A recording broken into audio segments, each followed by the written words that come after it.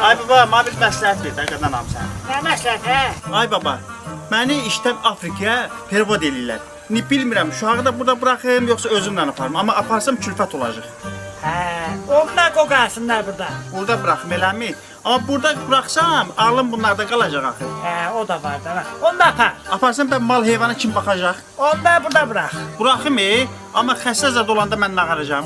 Onu da apar. Yaxşı aparım, amma ora Afrika isti yerdir. Orada istidə nə qaracaqlar onlar? Onu da bırax. Buraxım, və ailə başsız burada nə qaracaq? Onu da apar.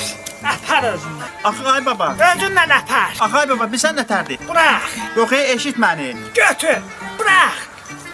Götür. Bırax. Bırax götür. Götür bırax da la. Götür. Ay baba, dayandır bu sözümü qutarım. Hə, bırax. Ay səni kötü ol. Ay zəfinə nəylə. Gəl mənim yaxamı bırax. Yaşaqlarını bırax. Gedək.